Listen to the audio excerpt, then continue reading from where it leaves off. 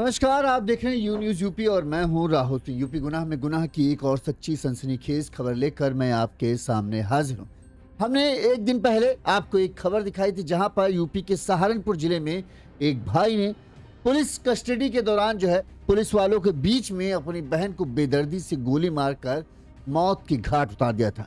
अब इस मामले में पुलिस ने हत्यारे भाई को गिरफ्तार कर लिया है। वहीं अपनी गिरफ्तारी से पहले इस भाई ने एक वीडियो बनाकर सोशल मीडिया पर वायरल किया था। उस वीडियो में क्या था, सबसे पहले हम आपको वो सुनाते हैं, फिर क्यों और किस वजह से भाई ने अपनी ही बहन को सबके सामने दिन दहाड़े मौत की घाट उतारा, हम आपको बताएंगे। सबसे पहले सुनिए उस हत्यारे भाई ने अपने वीडियो में क्या कहा। मैं मोंटी राणा, गाँव रामखेड़ी। भाई ये मेरी बहन थी, मैंने इसका गोली मारी, इसमें और कोई दोषी नहीं है। ये सारे घर को ने समझाई, इन्हें शाम तक किसी की बात नहीं माननी, हमने भी समझाई, किसी को कोई पता नहीं था मैं ऐसा कुछ करूंगा। मेरे पे गुस्सा बर्दाश्त नहीं हुआ, इसने किसी की बात नहीं माननी है, इसका मैंने गोली मारी। भाई इसका जिम्मेदार मैं हूँ, इसमें और कोई दोषी नहीं है, कोई रिश्तेदार नहीं है, कोई कुछ नहीं है, ना मेरा भाई है। मुझे सब ने रोका, मेरे भाई ने भी, मेरे बाप ने भी, मेरी माँ ने भी, कि भाई कुछ नहीं करना है। हालांकि उन्हें कुछ नहीं पता था, बल्कि जो भी करा मन नहीं करा। भाई इसमें मैं दोषी हूँ, मैं अपने आप को सिलेंडर कर रहा आज थाने में। मैं मोंटी राणा, गाँव रामखेड़ी। भाई ये मेरी बहन थी, मैंने इसका गोली मारी, इसमें और कोई दोषी नहीं है।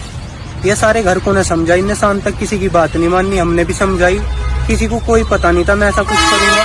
मेरे पे गुस्सा बर्दाश्त नहीं हुआ, इसने किसी की बात नहीं माननी है, इसका मैंने गोली मारी। भाई इसका जिम्मेदार मैं हूँ, इसमें और कोई दोषी नहीं है, कोई रिश्तेदार नहीं है, कोई कुछ नहीं है, ना मेरा भाई है। मुझे सब ने रोका, मेरे भाई ने भी, मेरे बाप ने भी, मेरी माँ ने भी, कि भाई कुछ नहीं करना है। हालांकि उन्हें कुछ नहीं पता था, बल्कि जो भी करा मन नहीं करा। भाई इसमें मैं दोषी हूँ, मैं अपने आप को सिलेंडर कर रहा आज थाने में।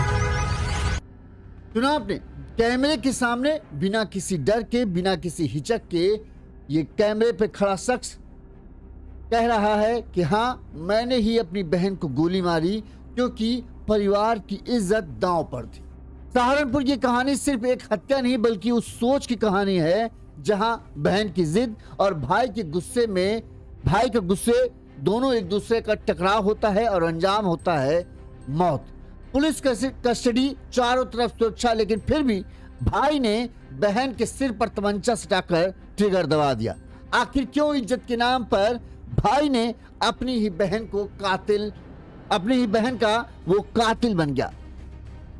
इस हत्याकांड में दो भाई शामिल थे। अभी एक भाई ने अपना वीडियो जारी कर पुलिस ने उसे गिरफ्तार कर लिया, जबकि दूसरा भाई अभी भी फरार चला है। पुलिस की टीम उसकी तलाश में जुटी है। सहारनपुर में पुलिस कस्टडी में बहन को गोली मारने वाले आरोपी भाई का ये वीडियो जो है अब सोशल मीडिया पर तेजी से वायरल हो रहा है। वीडियो में भाई ने क्या कहा आपने सुना। उसने कहा है कि परिवार की इज्जत दांव पर थी, इसलिए उसने अपनी बहन को गोली मार दी।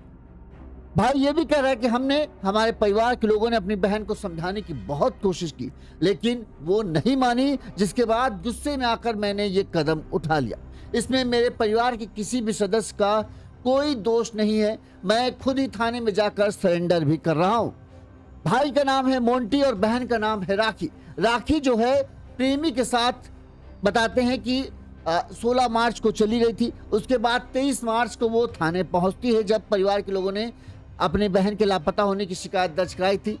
जब थाने पहुंचती है तो भाई और परिवार के लोग बहन को समझाने के लिए पहुंचते हैं, लेकिन बहन जिद पर अड़ी रहती है कि वो प्रेमी के साथ ही रहेगी, जिस पर मोंटी और रवि ये दोनों भाई इस कदर अपनी बहन की बात से गुस्सा हो जाते हैं कि अगले दिन जब पुलिस बहन को मेडिकल के लिए अस्पताल ले जाती है, इसी दौरान दोनों भाई वहां पहुंचते हैं और बहन के पास पहुंचकर ताबड़तोड़ फायरिंग शुरू कर देते हैं, जिसमें राखी की 48 घंटे बाद इलाज के दौरान मौत हो जाती है। ये पूरी घटना 23 मार्च की है और सहारनपुर के रामखेड़ी गांव की ये घटना है। वहीं इस घटना का वीडियो भाई ने बनाया, सोशल मीडिया पर डाला, जिसके बाद बताते हैं कि पुलिस ने मोंटी को गिरफ्तार कर लिया, जबकि जो रवि है अभी वो भी फरार चल रहा है। पुलिस की टीमें उसकी तलाश में जुटी हुई हैं। इस मामले में पुलिस ने क्या कहा वो हम आपको सुनाते हैं, फिर पूरा घटनाक्रम हम आपको सिलसिलेवार तरीके से बताएंगे ताकि आपको पूरी कहानी समझ में आ जाए कि आखिर ये क्या घटनाक्रम है। ये थाना फतेहपुर में घटना हुई थी, जिसमें कि एक महिला जो है वो एक व्यक्ति के साथ चली गई थी जिसका मुकदमा भी लिखा गया था और जिसके बाद उनकी बरामदगी के उपरांत उनके मेडिकल ट्रीटमेंट कराने के दौरान ही उनके सगे भाइयों ने आके उन्हें गोली मार दी। इसमें जो मुख्य अभियुक्त है उसको पुलिस ने गिरफ्तार कर लिया है और आगे न्यायिक हिरासत में उनको भेजा जा रहा है।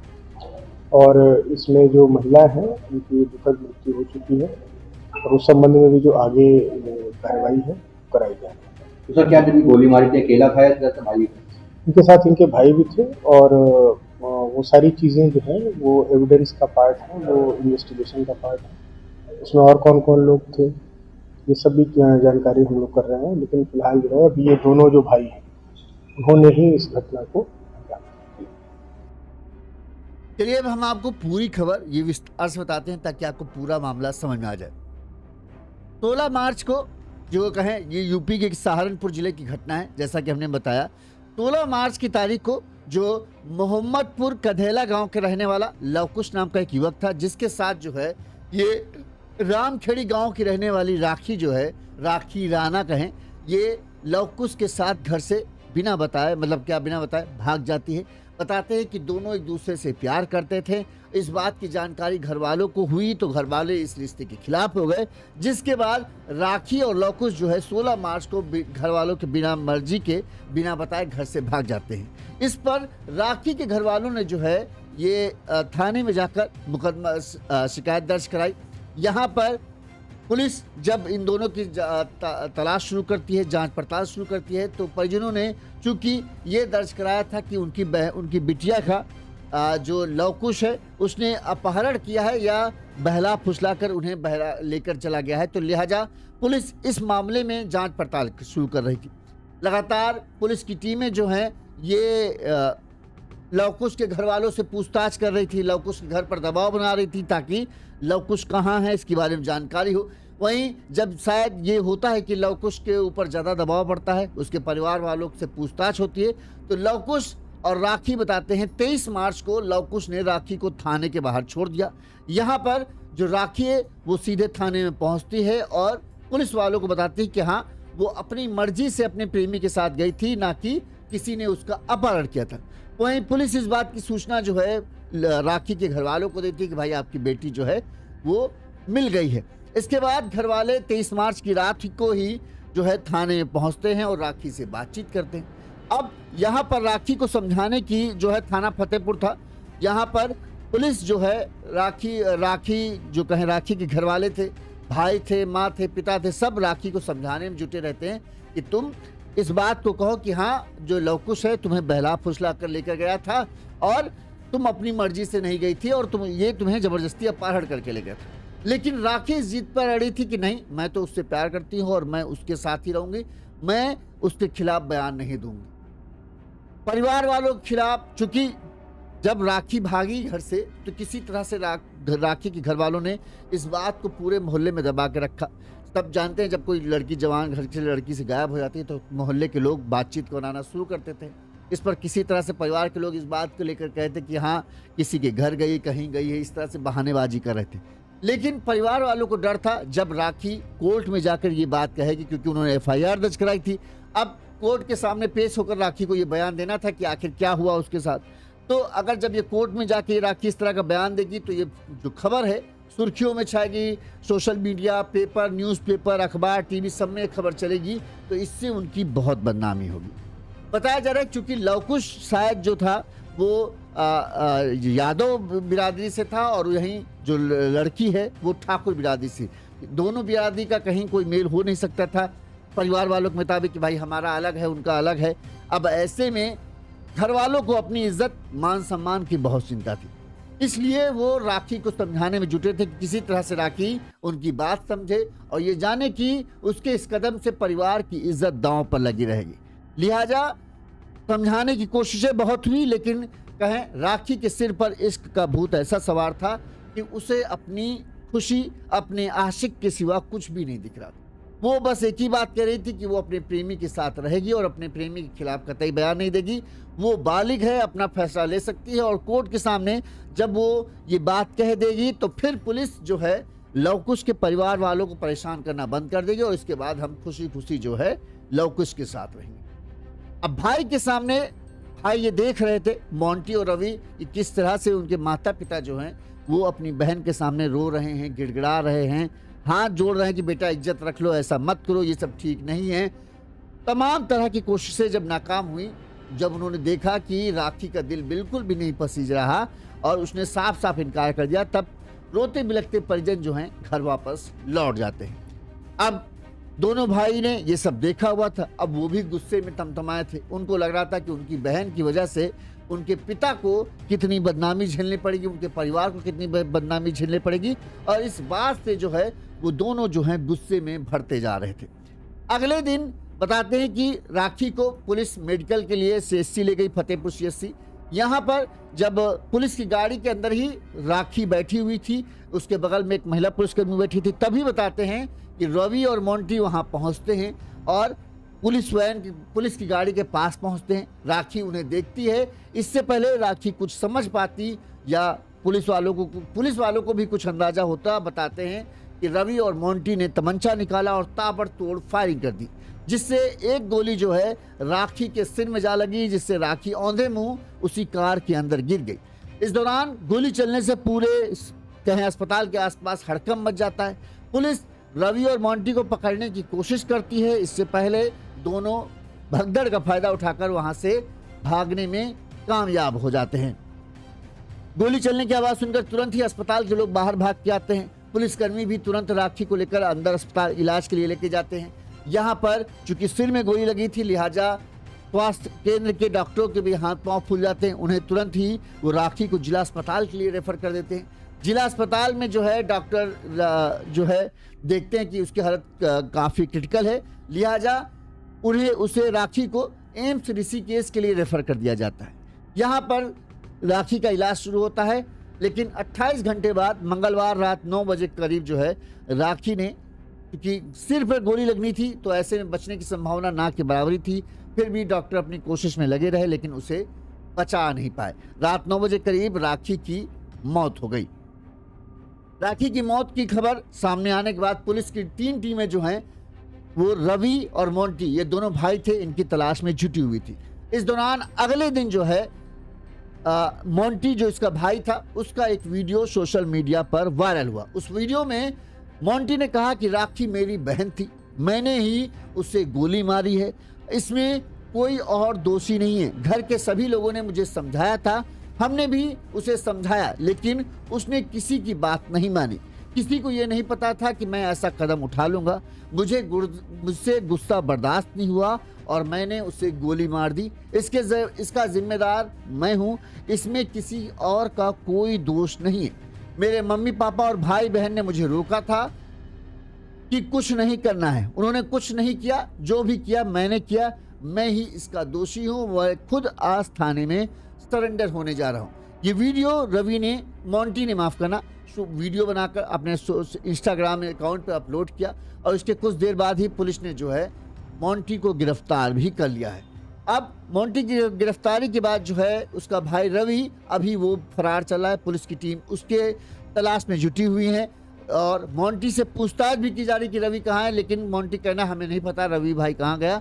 लेकिन हम दोनों ने इस फैसले को अपनी मर्जी से लिया, इसमें घर वालों को किसी का कोई हाथ नहीं। पुलिस घर वालों को परेशान ना करे। और उन्होंने इस बात को भी वीडियो में कहा, मोंटी ने इस बात के लिए भी वीडियो में जिक्र किया है कि आखिर उसने मारा क्यों। उसका यही कहना है कि बहन की वजह से जो है परिवार की बदनामी हो रही थी, पिता को हमने रोते हुए देखा और ये चीज़ जो है हमसे बर्दाश्त नहीं हो रही थी कि हमारे पिता और माता पिता को बहन के सामने गिड़गिड़ाना पड़ रहा है, अपनी इज्जत की दुहाई देनी पड़ रही है और बहन उस बात को बिल्कुल सिरे से खारिज कर रही है। बहन को अपने सिवा कुछ दिख नहीं रहा था, इसलिए हम गुस्से में थे और गुस्से में हमने आकर ये कदम उठाया। एक बार फिर से वो वीडियो सुनिए जिसमें भाई ने अपना पूरा कबूलनामा दिया है। मैं मोंटी राणा, गाँव रामखेड़ी। भाई ये मेरी बहन थी, मैंने इसको गोली मारी, इसमें और कोई दोषी नहीं है। ये सारे घर को ने समझाई, इनने शाम तक किसी की बात नहीं मानी, हमने भी समझाई, किसी को कोई पता नहीं था मैं ऐसा कुछ करूंगा। मेरे पे गुस्सा बर्दाश्त नहीं हुआ, इसने किसी की बात नहीं माननी है, इसका मैंने गोली मारी। भाई इसका जिम्मेदार मैं हूँ, इसमें और कोई दोषी नहीं है, कोई रिश्तेदार नहीं है, कोई कुछ नहीं है, ना मेरा भाई है। मुझे सब ने रोका, मेरे भाई ने भी, मेरे बाप ने भी, मेरी माँ ने भी, कि भाई कुछ नहीं करना है। हालांकि उन्हें कुछ नहीं पता था, बल्कि जो भी करा मन नहीं करा भाई, इसमें मैं दोषी हूँ। मैं अपने आप को सिलेंडर कर रहा आज थाने में। इस वीडियो में दिख रहा है कि मोंटी ने खुद ही अपने हाथ से वीडियो बनाया है, इसमें कोई और शामिल नहीं है। ऐसा लग रहा है कि जब ये सब हत्या की वारदात हुई है तो मोंटी अलग भागा और रवि ने भी अलग अपना रास्ता चुना। मोंटी को लगा कि बेकार में भागना है, जो किया है सो किया है, सबके सामने किया। आप वीडियो में देखोगे उसके चेहरे पर इस बात का तनिक भी पछतावा नहीं कि उसने अपनी बहन की हत्या की। उसका कहना है कि जो बहन ने किया शायद वो यही तरीका था कि उसे समझाया जा सके, इसके अलावा और कोई तरीका नहीं था। रो के गिड़गिड़ा कर हाथ जोड़कर सब कुछ सब लोगों ने कर लिया था, लेकिन बहन के सिर पर इसका ऐसा भूत सवार था कि उसे किसी की इज्जत, किसी की मान सम्मान की परवाह नहीं थी। लिहाजा इसलिए हमने ये कदम उठाया। अभी इस वीडियो सामने आने के बाद, वहीं मोंटी के गिरफ्तार होने के बाद जो है अब पुलिस जो है रवि की तलाश में दबिश दे रही है। पुलिस जगह जगह पर पुलिस की टीमें जो हैं छापेमारी कर रही हैं और पुलिस का दावा है कि जल्द ही रवि गिरफ्तार कर लिया जाएगा। वहीं पुलिस ने मोंटी के पास से वो पिस्टल भी बरामद कर लिया है जिस पिस्टल से मोंटी ने अपनी बहन पर फायरिंग की थी। पूछताछ में मोंटी ने बताया कि पिस्टल उसके पास 2 साल से थी, ये अवैध है। उसने एक युवक से इसे खरीदा था और जिसके बाद अब पुलिस उस युवक को भी तलाश में जुटी हुई है जिसने मोंटी को पिस्टल जो है बेची थी। वहीं इस घटना के बाद जो है रामखेड़ी गांव में सन्नाटा है। राखी के घर पर केवल उसकी मां और भाभी मौजूद हैं जो बात करने के लिए तैयार नहीं है। वहीं मोहल्ले के लोग भी इस बात पर खुलकर बोलने के लिए कुछ भी कहने से बच रहे हैं। वहीं जो कधेला गांव है जहां से राखी का प्रेमी लवकुश था, बताते हैं कि राखी का प्रेमी लवकुश और उसके चचेरे भाई गोविंद के घरों पर ताले लटके हुए हैं। उनके परिजन भी घटना के बाद से गायब बताए जा रहे हैं। पुलिस ने आरोपियों की गिरफ्तारी के लिए कई स्थानों पर छापे मारी है। दबाव बनाने के लिए कुछ रिश्तेदारों को हिरासत में लिया गया है।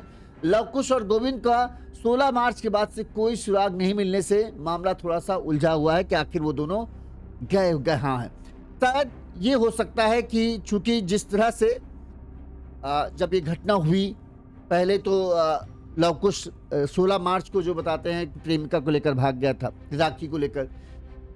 जब घर वालों ने अपहरण की सूचना दर्ज कराई तो उन्हें यह पता चला हुआ कि इस तरह से मामला दर्ज कराया गया, तो पुलिस जाहिर सी बात है घर वालों को सबसे पहले पकड़ती है और घर वालों से पूछताछ शुरू करती है। ऐसे में बेटे की करतूत पता चलते ही जो है घर वाले कहीं गायब हो गए। जब ये मामला दबस बढ़ने लगी तो लवकुश ने सोचा कि अगर राखी जो है थाने में जाकर ये बोल देगी कि हाँ उसका अपहरण नहीं हुआ है, तो पुलिस जो है जो उसके घर वाले हैं और उसके लिए जो सख्ती कर रही है वो कम हो जाएगी। इसीलिए माना यह जा रहा है कि लवकुश ने ही राखी को फतेहपुर थाने के बाहर छोड़ा और फिर वो चला गया और राखी को थाने अंदर जाके पहले ही से बातचीत हो गई थी कि थाने में जाके तुम्हें ऐसा ऐसा बोलना है। राखी ने जाकर थाने में ऐसा ही बोला कि भाई हमारा अपहरण नहीं था, हम अपनी मर्जी से गए थे। पुलिस ने राखी के घर वालों को ये सूचना दे दी कि भाई ऐसा ऐसा देखो ये आ गई लड़की तुम्हारी बरामद हो चुकी है और वो इस तरह से बात कर रही, तो तुम्हारा जो केस है वो खारिज हो जाएगा। जाहिर सी बात है कि जो तुमने अपहरण का मामला दर्ज कराया, लड़की बालिग है, अब लड़की जो कहेगी वही बात मानेगी। इस पर जो है राखी के घर वाले उसे समझाने के लिए पहुंचते हैं कि बेटा अगर तुम ये कहोगी कि हम अपनी मर्जी से गए थे, अपनी मर्जी से भागे थे, तो जब ये बात बाहर आएगी तो परिवार के जो मोहल्ले में हैं, गाँव में हैं, हम सबकी इज्जत नाक कट जाएगी, लोग हमारे ऊपर ताने कसेंगे। तो तुम ऐसा मत कहो, इस तरह से बात मत करो और जो हम लोग कह रहे हैं वही कहो ताकि परिवार की इज्जत बच जाए। लेकिन राखी कुछ भी सुनने के लिए तैयार नहीं थी। राखी ने साफ साफ कह दिया कि देखो हम अपने प्रेमी के साथ ही रहेंगे और जो सच है वो हम बताएंगे, हम अपनी मर्जी से गए थे और हम तुम्हारे साथ अब हमको रहना नहीं है, तुम्हारे से कोई लेना देना है, तुमको जो करना है करो, लेकिन हम अपने प्रेमी के पक्ष में ही बयान देंगे। जब इस तरह की बात हुई तो भाई रवि और मोंटी जो थे वो दोनों ये सब देख रहे थे कि बहन किस तरह से अपने लिए सोच रही है। माता पिता, मान सम्मान, परिवार के लिए कुछ भी उसको चिंता नहीं है, बस उसको अपने और अपने प्रेमी की चिंता है कि पुलिस उन्हें परेशान न करे। इस बात से जो है भाई दोनों नाराज होते हैं। अगले दिन जब मेडिकल के लिए जाते हैं तब उन्होंने राखी को गोली मार दी।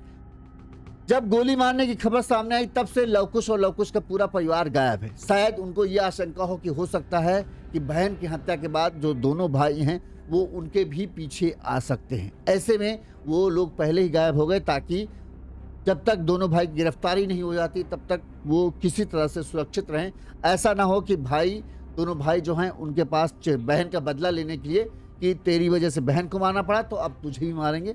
ऐसे में बहन लवकुश और लवकुश का जो चचेरा भाई है गोविंद, जिसके ऊपर इन लोगों ने अपहरण का केस दर्ज कराया, तो वो दोनों लापता हुए पड़े हैं।